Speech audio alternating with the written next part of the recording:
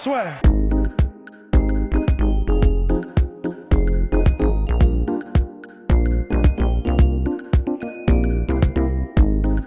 À toutes et à tous, bienvenue au podcast La Sueur avec Souleymane Sissoko. Bonjour. Eh ben, à quelques jours de ton combat, donc là à Nantes, comment est-ce que tu te sens? Ça va, je me sens bien. On vient de finir là l'entraînement public, avec de bonnes sensations. J'ai fait une très bonne préparation de un peu 6 semaines à peu près aux États-Unis.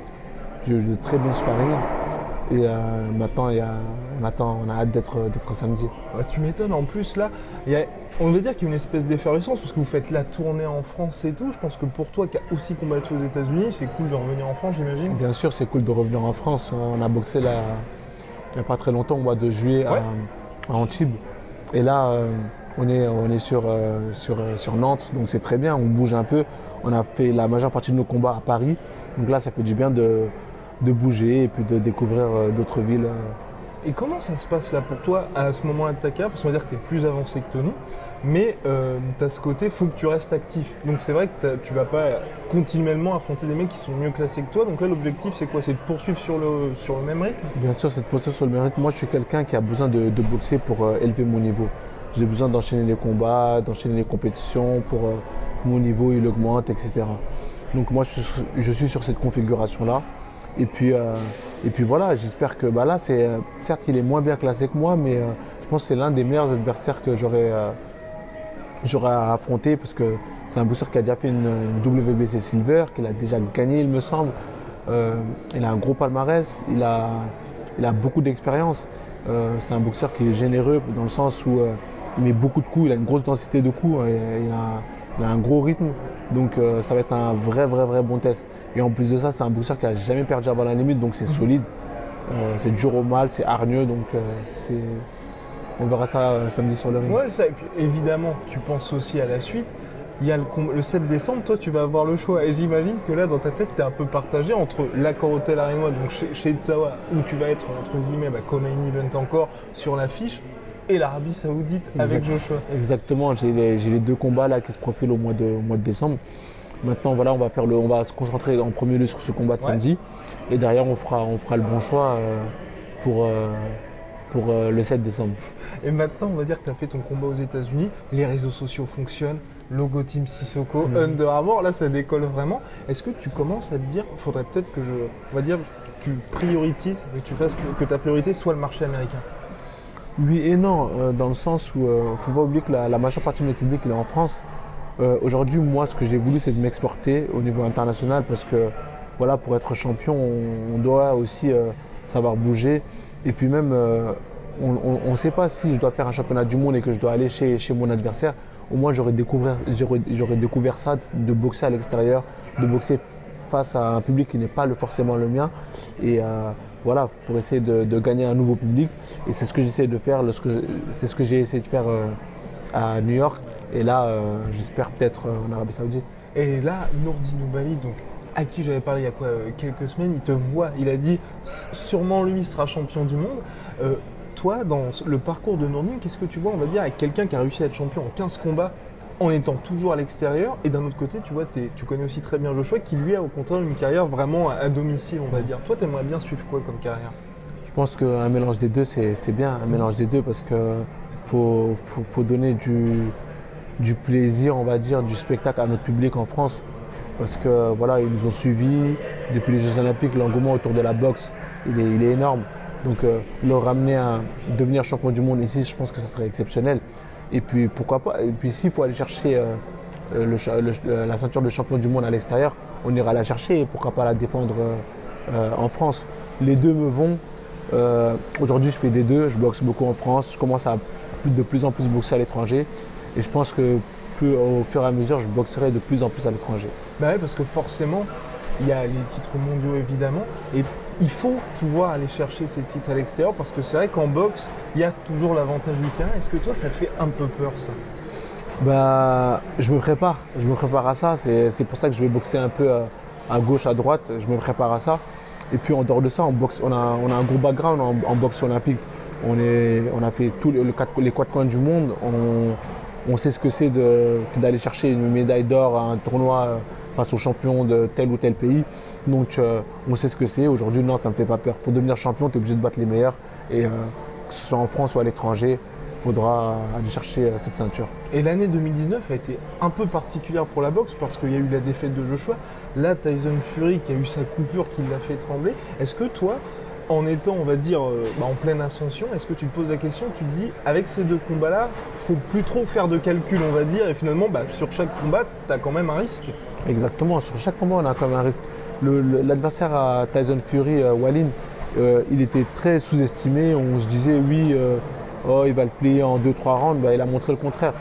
Aujourd'hui, je pense que tous les boxeurs ont le mérite d'être respectés. C'est un sport super dur. Si les mecs acceptent un combat, c'est pour aller jusqu'au bout, surtout à ce niveau-là.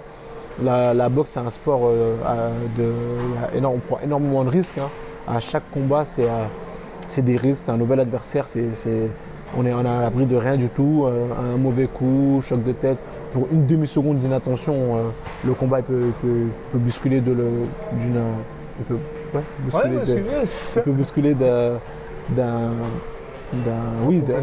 peut complètement changer. Donc c'est un sport très très très très délicat et c'est un sport qui demande beaucoup de concentration, beaucoup de travail et on n'a surtout pas le droit de tricher. Bah ouais, et comme tu dis, on n'a pas le droit de tricher. C'est vrai qu'il y avait eu début août, il y avait une semaine vraiment noire pour la boxe où il y avait eu le contrôle positif de Dillian Whyte et puis les 2 morts court sur coup. Pour toi, en boxe, est-ce qu'il faudra, on va dire, changer pour justement qu'il n'y ait pas ces problèmes, on va dire, au niveau de la santé des combattants? Parce que c'est vrai que c'est inquiétant. Parce que comme les gants sont imposants, tu peux faire un combat de 10, 12 rounds et puis à la fin, avoir des gros dommages. Non, c'est vrai que la boxe, moi je pense qu'il faut voir aussi le côté positif de la chose. La boxe, elle a beaucoup évolué. Aujourd'hui, on est beaucoup mieux protégé, on est très bien suivi. Le boxeur s'est professionnalisé aussi. Ensuite, après, la chose, c'est que la boxe, oui, c'est un sport à risque. C'est un sport à risque. On n'est pas à l'abri des 2, par exemple, morts qu'il y a eu sur le ring. C'est malheureux. Ça affecte tous les boxeurs parce que voilà, c'est là où je dis qu'il faut respecter vraiment tous ces champions qui montent sur le ring et qui risquent parfois leur vie. Donc voilà.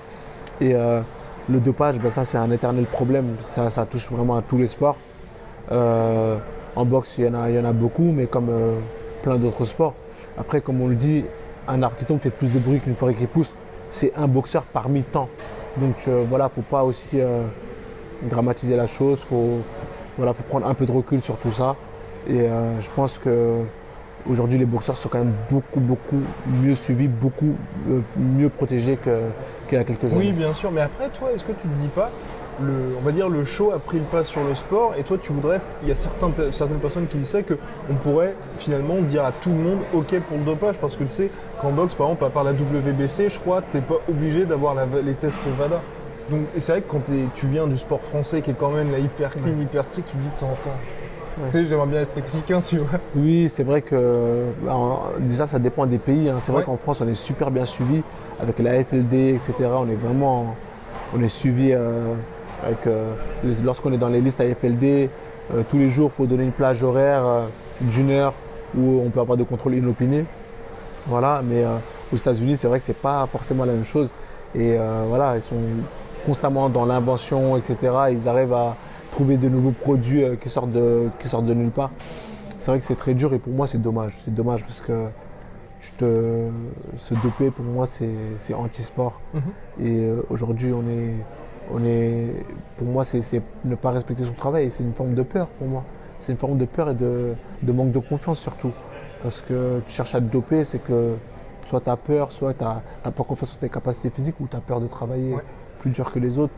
Donc ça montre une certaine faiblesse, je dirais. Mais tu peux pas empêcher la peur parce que tous les combattants, chaque fois que je parle à des combattants, ils disent il y a forcément ce facteur peur. Et toi, comment tu fais pour le canaliser? Parce que oui, Souleymane est clean de chez clean. Donc tu fais comment? Tu as un travail mental Aujourd'hui, on est boxeur professionnel. On sait qu'on va aller, entre guillemets, à la guerre, au combat, on monte sur le ring. Déjà, on est plus ou moins conditionné à ça. On est conditionné. On part en camp d'entraînement, directement on commence à rentrer dans une bulle. On se dit on va rencontrer tel boxeur. Donc à partir du moment où on part en camp d'entraînement avec l'idée d'avoir tel adversaire, on est déjà conditionné. Donc la peur, oui et non. Il y a un certain stress, Mais voilà, il y a plusieurs sortes de stress. Il y a le stress qui te bloque, il y a le stress positif et le stress négatif.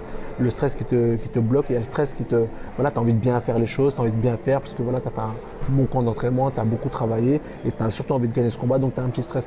Tous les boxeurs, on a un petit truc avant de monter sur le ring, c'est normal parce que, encore une fois, c'est un sport de combat. Hein. Le mec, il est là pour gagner avant la limite, etc. Mais de là à parler de peur, non. Et tu gères parfaitement ton début de carrière, là, entre, comme je disais, l'image et puis ensuite tu assumes, on va dire, sur le ring. Toi, à quel point ça a été important pour toi, on va dire, d'avoir par exemple ton propre logo, le partenariat avec Under Armour et vraiment de tout gérer comme ça? Tu t'es rendu compte, en fait, par des exemples passés qu'il fallait avoir le full package? Après, ça fait très longtemps que je bosse avec Under Armour. Avant les Jeux, j'étais déjà avec Under Armour, en contrat avec Under Armour. Après, ça a évolué petit à petit avec le logo, etc. Mais c'est super important. Aujourd'hui, le boxeur, on est dans la boxe, mais aussi on est un produit marketing. C'est super important. Et c'est ce qui fait la différence. Lorsque tu rentres sur le ring avec un équipementier, tu attires beaucoup plus de sponsors. Lorsque tu sais parler avec l'Arte, etc. C'est un tout. C'est un tout. Et aujourd'hui, les sponsors s'intéressent à quelqu'un d'intelligent. Et puis on a montré, on est allé au-delà des idées reçues et des stéréotypes où on enfermait le boxeur dans jeune de quartier, qui ne savait pas parler, etc. On est sorti de tout ça. Et aujourd'hui, c'est ce qui fait qu'on a une certaine exposition, c'est ce qui fait qu'on a un réel engouement autour de nous. Et j'espère que ça va continuer comme ça, surtout. Et comment t'expliques, alors qu'il faut effectivement le marketing, mais que tu as un combat par exemple KSI contre Logan Paul 2, là qui va exploser tous les records, et d'un autre côté, par exemple, là, Spence Porter qui va être un peu plus confidentiel. C'est quoi? Qu'est-ce qui fait pour toi que les gens se passionnent pour des combats qui, en qualité, vont être quand même moindres?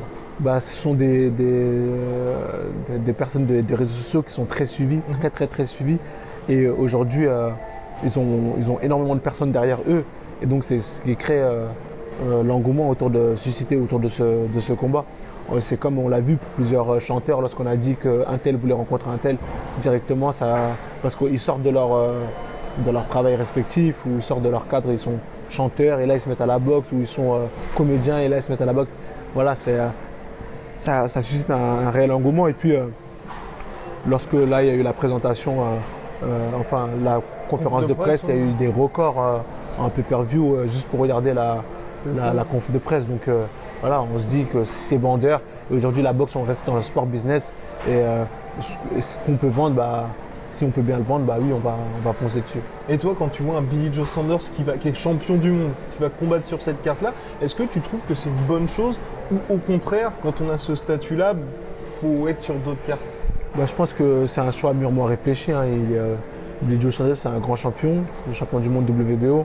S'il a fait ce choix, c'est que je pense qu'il y a une réelle exposition autour de ce combat. Donc je pense qu'il a fait ce choix-là parce que ça allait être regardé, ça allait être très suivi.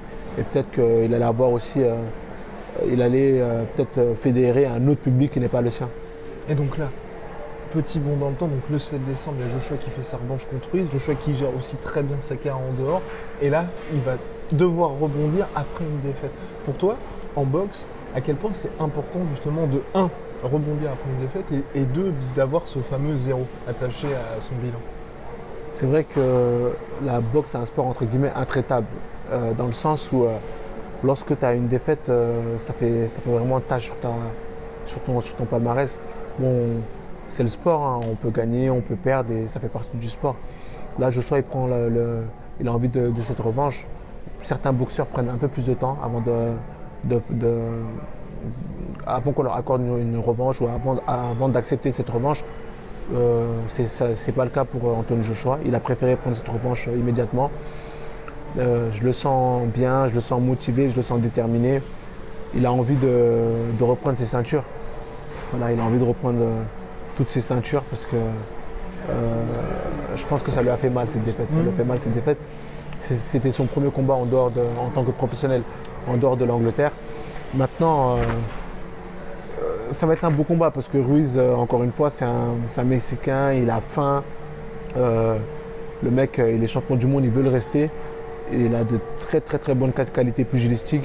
Et je pense que ça va faire un beau combat. Et donc Joshua dominait le premier combat jusqu'à avoir été un peu emporté, on va dire, par sa domination, comme ça a été arrivé contre White et tout. Sauf que là, ça n'a pas pardonné. Toi, c'est quoi ton pronostic pour ce deuxième combat? Ouais, je pense que Joshua va remporter le deuxième combat. J'espère pour lui avant la limite, mais non, je pense qu'il va gagner ce combat. Ouais, pareil, moi aussi, je vois victoire par KO. Et dernière question pour toi, Souleymane. Pour l'instant, tu as toujours été dans tes combats professionnels, dans la peau du favori. Et comment est-ce que tu gères justement ça? Parce que Joshua, c'était pareil. Et il y a eu cette surprise. Toi, est-ce que tu as un travail spécifique pour dire, évidemment, à chaque fois, tu es hyper prudent, mais de dire aussi, bon, bah, il y a quand même un risque quand j'affronte tel ou tel gars. Moi, encore une fois, la boxe en elle-même, c'est un sport à risque.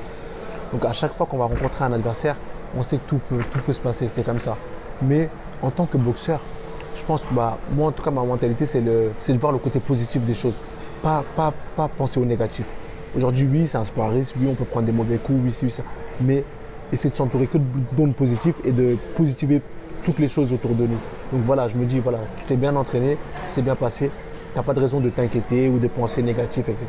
Moi, c'est comme ça que je vois la chose. C'est de penser positif. À partir du moment où tu n'as pas triché à l'entraînement, tu as fait ce qu'il fallait faire, voilà. Top, merci beaucoup, Pas Souleymane. de souci. Merci. Swear.